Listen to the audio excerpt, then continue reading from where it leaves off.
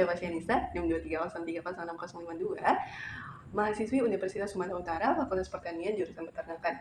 Pada video kali ini, saya akan menjelaskan tentang organ reproduksi ternak unggas, betina, dan jantan, serta fungsinya dan proses pembentukan telur dari awal hingga akhir untuk memenuhi tugas mata kuliah produksi ternak unggas dengan dosen pengampu Ibu Insinyur Tati Pidinasari, SPT, MP, IPM. Oke, sambil saya menggambarkan tentang organ reproduksi dari ternak unggas jantan, saya akan menjelaskan bahwa di ternak jantan itu tidak memiliki unggas. Pada ternak jantan itu tidak memiliki penis.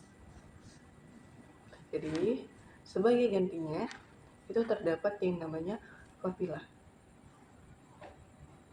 Papila ini berfungsi sebagai alat kawin untuk menyalurkan sperma dari unggas jantan ke unggas betina. Jadi kloaka akan ketemu kloaka yang disebut dengan kloaka kis. Jadi papila ini yang dia akan mengeluarkan sel sperma dari organ reproduksi jantan ke organ reproduksi betina. Jadi di organ reproduksi betina ini dia nantinya akan disimpan di SST, sperm storage tubule. Jadi nanti kuning telur atau sel telur yang matang dari unggas betina yang jatuh di infundibulum, dia akan dibuahi oleh sel sperma yang ada di SST. Nah, untuk gambarnya ini adalah organ reproduksi dari sketsa organ reproduksi dari unggas jantan.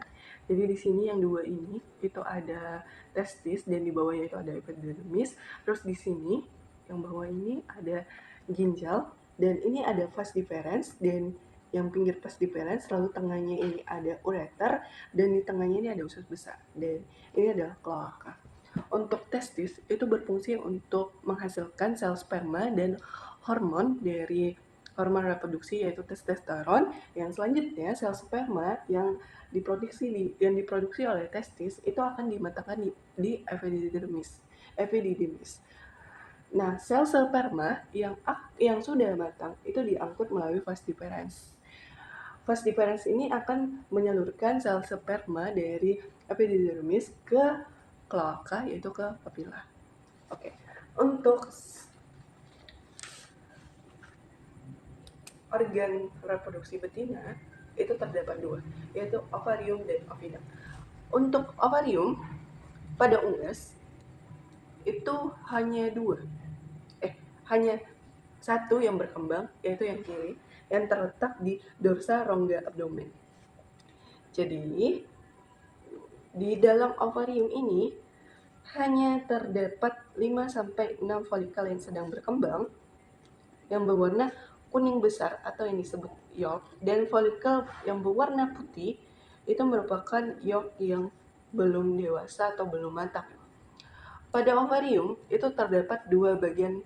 Yang pertama itu ada korteks yang terletak di bagian luar dan terdapat medula pada bagian dalam. Korteks ini merupakan folikel, yaitu sel-sel telur. Jadi jumlah sel telur di unggas betina itu mencapai 12.000 buah, kurang lebih 12.000 buah. Namun yang dapat berkembang itu hanya beberapa buah saja. Ini untuk sketsa dari organ reproduksi dari unggas betina. Jadi yang pertama itu ada ovarium, jadi sel telur yang dia itu diproduksi di sini. Jadi ovarium ini menghasilkan ovum atau sel telur dan hormon reproduksi yaitu estrogen dan progesteron. Selanjutnya itu ada infundibulum. Infundibulum ini berfungsi untuk menangkap ovum pada saat ovulasi dan tempat fertilisasi. Ini ada magnum. Magnum ini tempat pembentukan putih telur atau albumen. Baru selanjutnya itu ada isthmus. Isthmus ini merupakan tempat pembentukan membran telur. Dan ini ada uterus yang dia merupakan tempat pembentukan dan pengerasan cangkang telur. Ini ada vagina jadi vagina ini pada saluran telur itu berfungsi untuk pengeluaran telur. Terus selanjutnya itu ada kloaka, yaitu tempat keluarnya telur dari tubuh unggas. Nah, ini itu dari infundibulum sampai ini tuh disebut infundibulum, terus magnum, isthmus, baru uterus itu disebut dengan oviduct. Oviduct itu merupakan saluran tempat disekresinya albumen atau putih telur, membran kerabang, dan pembentukan kerabang telur.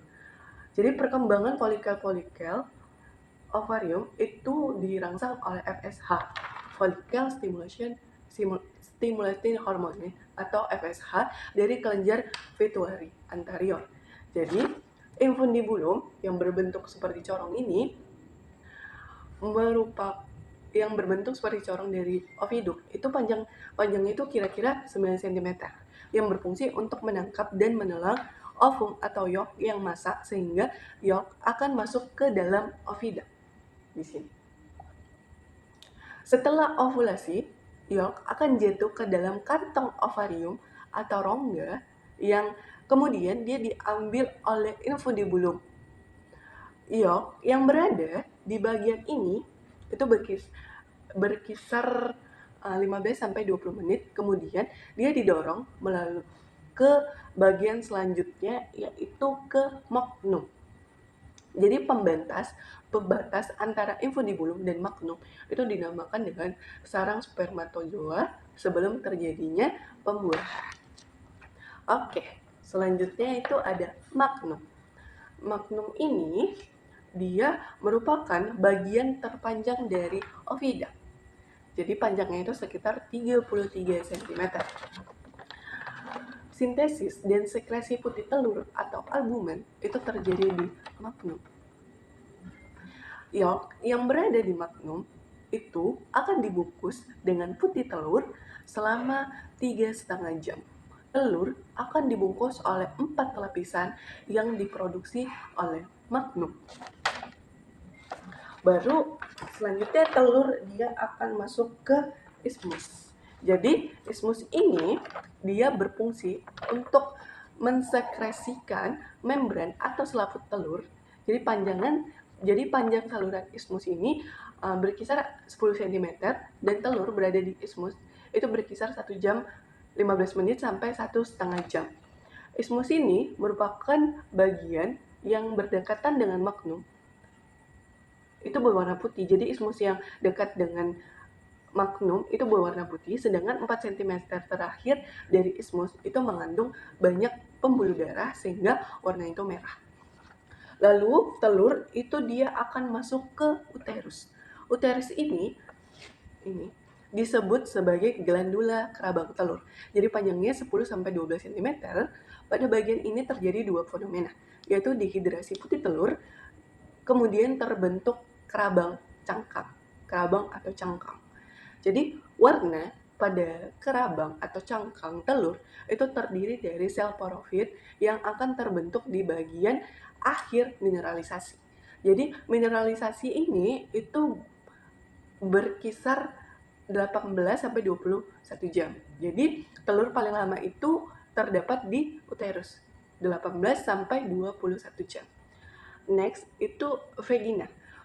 Vagina ini pada unggas itu dia panjangnya itu 4,7 cm atau sekitar 12 cm. Jadi kultikula yang ada di telur itu akan ditimbun pada kerabang. Jadi kultikula yang ada di kerabang itu akan ditimbun untuk mengisi sebahagian pori-pori kerabang. Jadi normalnya telur tinggal di dalam vagina itu hanya beberapa menit. Tapi dalam beberapa keadaan dia dapat tinggal beberapa jam. Next, yang terakhir itu ada kloaka, merupakan bagian paling ujung luar dari induk atau unggas tempat dikeluarnya telur. Jadi total waktu untuk pembentukan sebutir telur itu sekitar 25-26 jam. Inilah kenapa penyebab ayam itu hanya mampu bertelur tidak lebih dari 1 butir per hari.